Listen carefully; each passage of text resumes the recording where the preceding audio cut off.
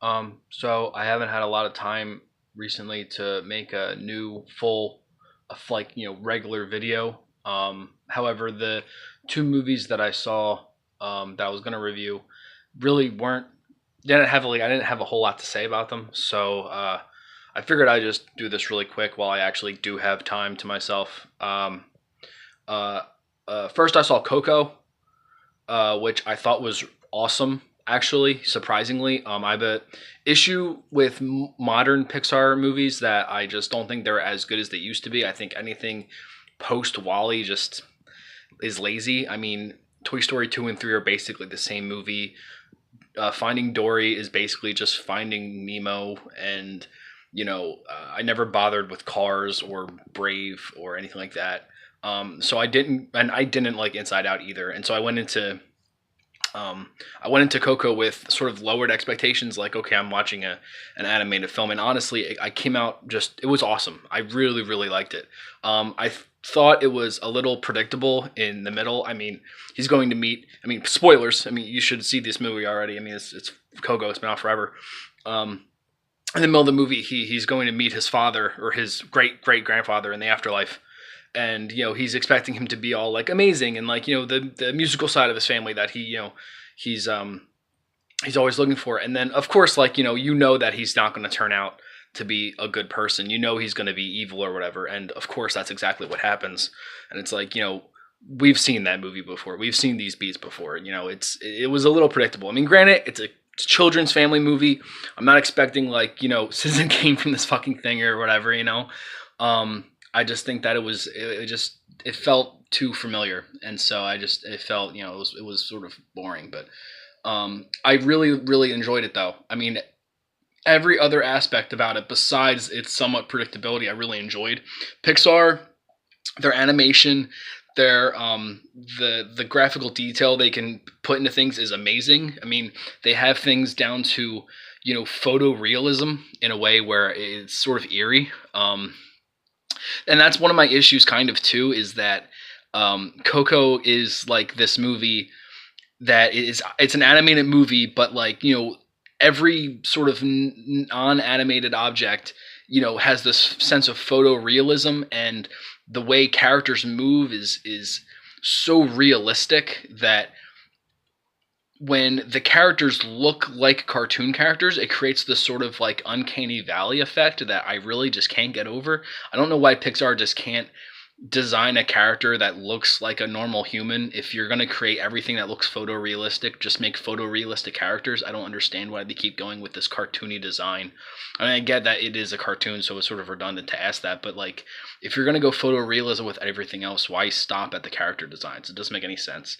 I mean, I thought it was lovely. I thought it was a lovely movie. It was emotional. I cried like a fucking baby, and then immediately after it was over, I took a nap.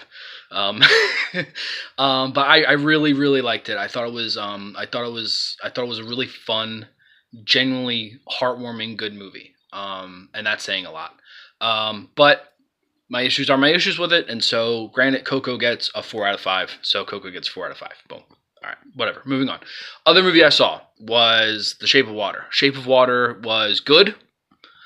I felt that the sets and the acting were really well done. I absolutely hated the other actress in the movie, the black woman.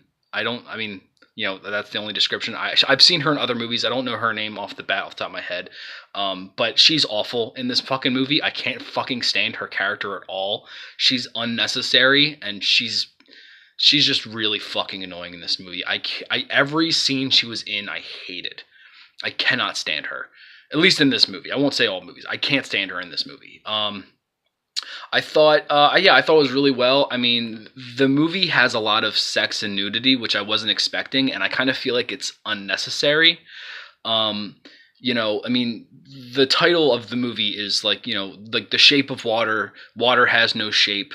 In this, in the title, water is love. Love has no definite shape, and so basically the point of the movie is that love has no boundaries, right? And so, but the whole time they're showing sort of sex and with like the bad guy and his wife, and how they have like really awful sex and really awful relationship, and how like, oh, the girl has like a really great relationship with the fish man and they fuck, and it's like, you're just like, there are other ways to show that they have good relationships without resorting to showing sex, right? Like sex exists without love, and love exists without sex. If your point of the movie is to say that love has no bounds, then you don't have to show sex to show that. You don't have to show sex to make a point. Um, you know, and so it felt like it felt, I don't know, like exploitive? Not exploitive, maybe that's the wrong word. It just felt gratuitous.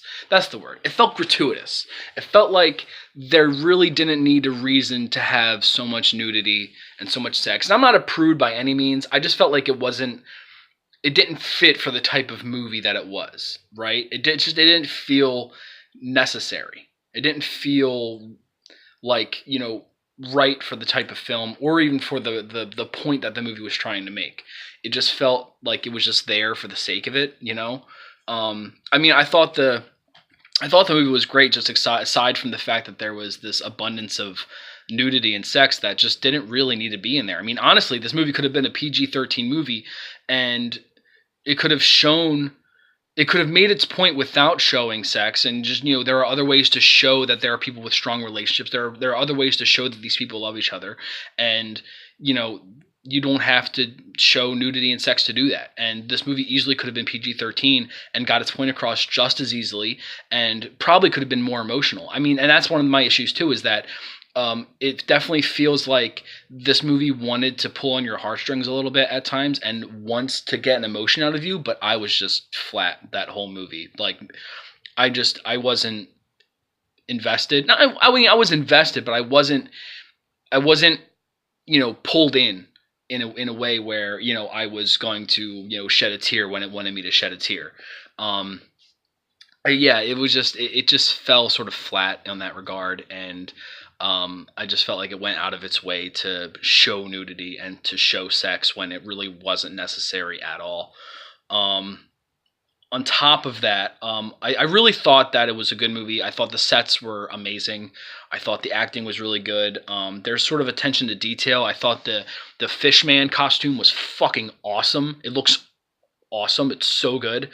And there is attention to detail in this movie that I think a lesser film just would have not done, which is, there's a scene where the fish man is inside a bathtub and they think he's stopped breathing for a moment, and then he finally begins breathing again in the water, and they do this thing where the water begins swirling around his gills, and it's sort of given the effect of it going in and out of him, swirling around like he's breathing this water, he's inhaling it, and he's finally alive again. And personally, a lesser film would have just completely disregarded that effect. They would have just not given a shit. They wouldn't have made the water swirl around him. It would have just been like, oh, the water's sort of splashy, whatever. A lesser film wouldn't have done that. That this movie puts an attention to detail into making this fishman feel real, making this creature feel like it exists within the world that they're in. And I think that's a testament to Guillermo del Toro as a director and as someone who's a visionary in terms of what they want to see on screen, and working to make it, look as fantastic and as real as possible.